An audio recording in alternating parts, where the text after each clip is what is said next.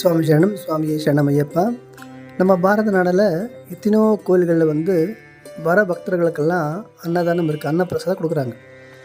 So இதில் 98% பக்தர்கள் விரும்புகிறாங்க. அந்த அன்னதானத்தை அந்த அன்னப்பிரசாதத்தை விரும்பி சாப்பிட்றாங்க. 2% எங்கேயோ அங்கேயோ சுவாமிகளுக்கு பிடிக்காமல் வேறு இடத்துல வீட்டிலேருந்து கொண்டு வந்ததோ இல்லை வேறு இடத்துல போய் சாப்பிட்றாங்க. ஸோ நம்ம சபரிமலையில் கூட அன்னப்பிரசாதம் இருக்குது. ஸோ அதை ரொம்ப பேர் விரும்புறதில்லை, ரொம்ப பேர் போகிறதில்லை, போய் அந்த அன்னப்பிரசாதம் சாப்பிட்றதில்லை. ஸோ இதுக்காக நம்ம இது சொல்ல முடியாது. சில பேருக்கு அங்கே உள்ள அரிசி பிடிக்காமல் இருக்கலாம். ஏன்னா வீட்டுகளில் மெலிச அரிசி சாப்பிடுவாங்க, அங்கே பெரிய அரிசி கொடுப்பாங்க.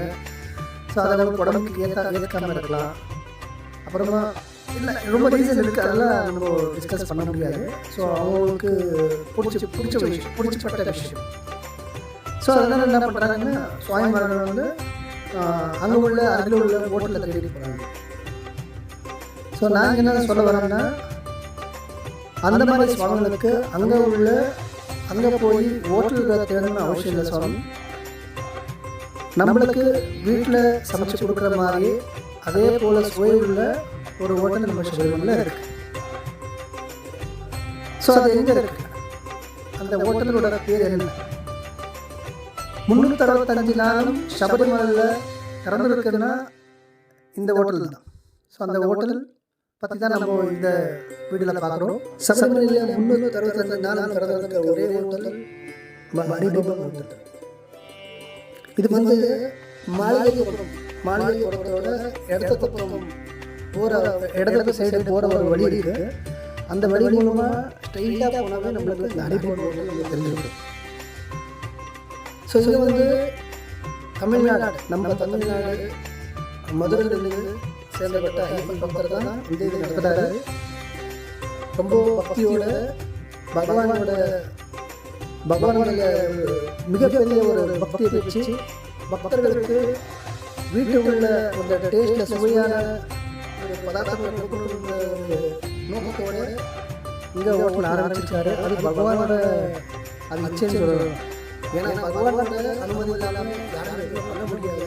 ஸோ அந்த அனுமதியோட அவரோட பகவான் ரொம்ப சந்தோஷப்பட்டு இஷ்டப்பட்டு நடத்திருக்கும் ஒரு ஹோட்டல் தான் இந்த ஹரிபவன்.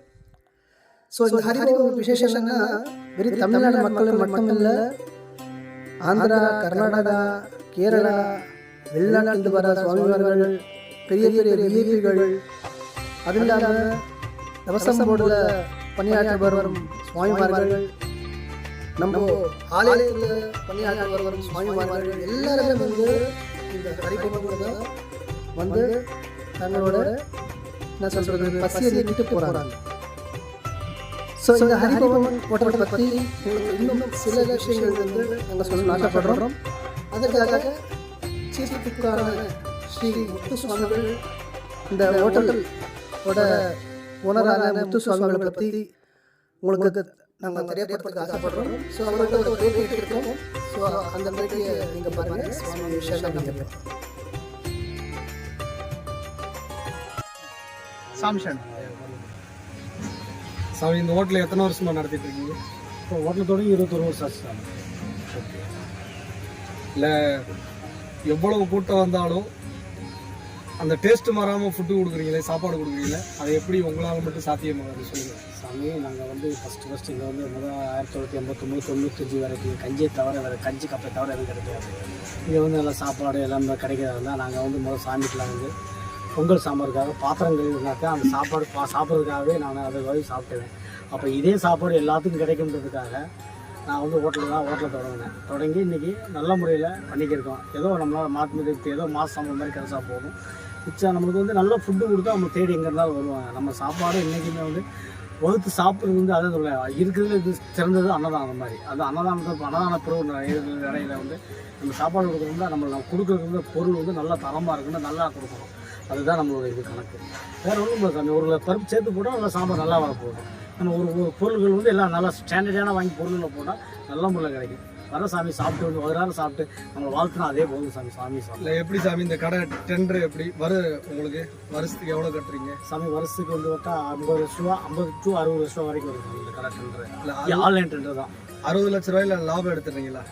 எதுவும் உங்களுக்கு நம்மளுக்கு வந்து ஒரு மாதம் சம்பளம் மாதிரி தான் சாமி. மாதம் ஒரு 50 ரூபா 60 ரூபா கிடைக்கும். மாதம் சம்பளம் மாதிரி தான் உள்ளது போதும். ஐயப்பன் கடையிலேருந்து நம்மளுக்கு ஏதோ மாதம் ஒரு ஐடி கம்பெனியில் வேலை வைக்கிற மாதிரி ஒரு சம்பளம் கிடைச்சா போதும். அந்த கணக்கு இல்லை ஊரில் மாதிரி இப்போ 50 லட்சம் போட்டால் 50 லட்சம் லாபம் கிடைக்கிறது அப்படிலாம் இல்லை. அதெல்லாம் அந்த மாதிரி கிடையாது. அது வந்து கிடைக்கும் சாமி. அது வந்து நம்ம தரத்தை பொருள்களை குறைச்சி போட்டால் கிடைக்கும், இல்லாட்டி கிடைக்காது. நம்ம வந்து பொருள்கள் தரமாக போகிறதுனால அதனால வந்து நமக்கு லாபம் கம்மியாக தான் கிடைக்கும். அதனால மன திருப்தி இருக்குது சாமி. கண்டிப்பாக பேசி சரிங்க. இந்த ஃபுட்டு இதே மாதிரி இன்னும் எவ்வளோ கண்டினியூவாக கொடுப்பீங்களா எல்லாரும்? கண்டிப்பாக சாமி. எவ்வளோ ஒரு விஷயம் இருந்தாலும் ஜோதி தேட்டரில் கூட நம்மளோட டேஸ்ட்டும் தரமும் என்றைக்கும் குறையாது.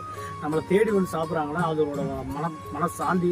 இன்னைக்கு வர சாமியெல்லாம் சாப்பிட்டு வரவங்களாம் வந்து வாழ்த்துறதே எனக்கு அதுவே எனக்கு கோடி புண்ணியமாக இருக்குது. என்னோட பிள்ளைகள் என்னோட பரம்பரைகள் எல்லாமே நல்ல முறையில் வாழ்கிறாங்க சாமி. கடைசியாக ஒரே ஒரு கேள்வி, இந்த இப்போ ஒரு நாள் நடத்துறாங்களே அந்த இதில் உங்களுக்கு வந்துட்டு இப்போ ஆட்கள்லாம் கூப்பிட்டு வர்றீங்க, ஒரு நாள் நடத்துறக்கிறப்ப கூட்டமும் கம்மியாக வருது, அதெல்லாம் எப்படி உங்களால சாத்தியமாகுது?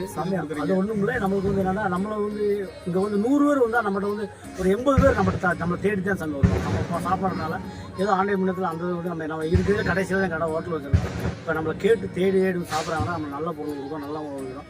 ஏதோ நம்ம 360 நாள் இந்த கடை திறந்தே சாமி இருக்குது. மிச்ச நாள் 4 பேர் தான் இருப்போம். மிச்சம் இங்கே வேலை செய்கிறவங்களுக்கு எல்லாம் நாங்கள் சாப்பாடு கொடுத்துருக்கோம். நீங்கள் எல்லாமே நல்ல முறை ரொம்ப சாமியே சரணம்.